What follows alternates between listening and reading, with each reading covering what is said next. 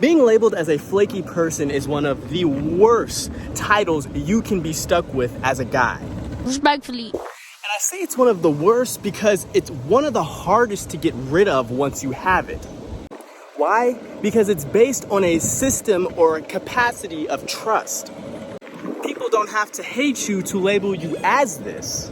And because for most people, all they have is their word, once you get this label, your words mean nothing. And what a lot of people don't seem to understand is for every one promise you make to a person, you are making multiple promises to yourself so you can keep that promise to the person that you made it to. Here's an example. Let's say you want to get in shape. You no longer like the way that you look and you've decided that you want to make a change. So you hit up your friend who already goes to the gym and lives that lifestyle and you ask him for tips. Oh, say less. Now he knows you don't work out, so he asks you, why do you want this type of information? And you tell him it's because you want to get in shape and lose weight. First promise. Well, he gets very excited. He tells you everything he knows about fitness and nutrition, and he even gives you sources that you can go to look up on your own. He volunteers himself to be your gym buddy. We will be interviewing as a team. We're here to fuck shit up. And even lets you try his supplements to see if you like them. Now let's say you start hitting the gym. You've been going for a couple weeks, you're starting to see some progress, but you are not progressing as fast as you want to progress. You see other better looking people in the gym that have been doing it way longer than you, and you want to look like them tomorrow. But the problem is you've only been working out for 2 weeks, and now you're tired and discouraged.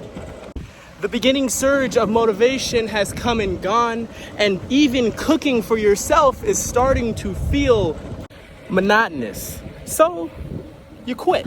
Hey, I go lie. You're done. You're sore, you're tired all the time, the food that you're eating doesn't taste good. Tastes like ass. Respectfully. And you didn't get girls anyway, so what's the difference? Kylie Jenner, holla at me. You've broken the promise that you made to your friend and yourself, but you didn't just break one promise to yourself. You broke so many that you're probably worse off now than before you set the goal to begin with. Come on! But let's break down how. Because you didn't just promise to get yourself in shape. You also promised to take all the knowledge that your friend gave you and put it into practice. You promised yourself that you would organize your life around having the time to go to the gym. I'm gonna slap you in public. You promised yourself you would cook more. You promised yourself you would eat right. Gotcha, bitch. You promised yourself you would get down to a certain body fat percentage. You promised yourself you would get down to a certain weight. No, the lie detector test determined that was a lie. And last but not least, you promised yourself that the next time you looked in the mirror after you hit your goal, you would be happy with what you saw. Do you understand what I'm trying to say now? Even though you only broke one promise to your friend, you broke like 10 to yourself.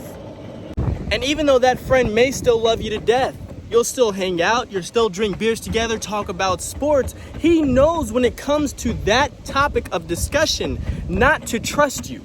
We have a colorful graphic here that shows instances of bullshit like this are on the rise. Is that right? Yes, although why is unclear. Some say it's because of one fucking reason. Others say it's because of some other fucking reason. Now, obviously, a real friend would not let you quit. But let's, for the sake of this argument, assume that he already tried to get you to keep going, and it didn't work. And it is now to the point where he has given up on you. Regardless if that friend is willing to admit it or not, he now has less respect for you. Yup! He now knows there are certain things that he shouldn't even waste his energy on when it comes to you. But you didn't just reprogram your friend's perception of you, you also reprogrammed your subconsciousness's perception of you. Because you also just taught yourself to not take you seriously. Did that go the way you thought it was gonna go? Nope.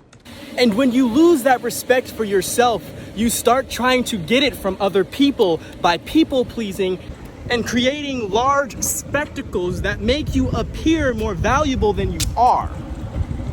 Examples of this can include, but are not limited to, boasting or just outright lying about accomplishments, buying things you clearly cannot afford, like cars and clothes, and agreeing with men or women even when it comes to a topic that you don't agree with personally, just because you don't want them to not like you.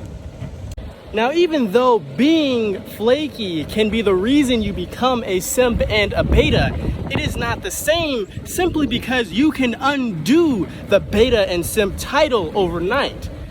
It takes a lot more time and effort to undo the title of being a flaky person. And I say that because not being a simp is as easy as just learning how to say no the first time. Shut your mouth. It's as easy as speaking your mind when it is necessary and appropriate. What? Did we just become best friends? Yup. Now let's go back to the example. Let's say it's a few months later, you've already given up and your friend has given up on trying to get you to not give up. But nothing has changed, and the only real thing that has changed is the fact that now you've actually hit rock bottom. Boy, that escalated quickly. But you're in a worse place now than you were before you made the goal, because before you kind of believed in yourself and your friends and family around you also believed in you. And now here you are, talking about the same problem that you had more than enough resources to do something about months ago. Hold on. Now it's kind of annoying to hear you talk about it. And now, in a desperate attempt, here's some bullshit. I went to my window and I was like, whoa, there's some bullshit happening. That happened right over there. I'm an older man, so you can trust what I say. Simply because the only thing they ever see you do when it comes to this topic is quit. And now you have less support, not because they don't want you to do it, but because they're almost certain that you're not gonna finish what you started. And they now know better than to waste their hard-earned time, energy, and resources believing in you. And rightfully so, because you definitely wasted all of those things. Hey, I ain't gonna lie. Both to them and to yourself. And yes, you should be ashamed of that. Because shame is a very effective motivation tool when it's used in the right ways. But when it comes to being labeled as flaky, this title is so dangerous simply because most of the time it's treated with indifference.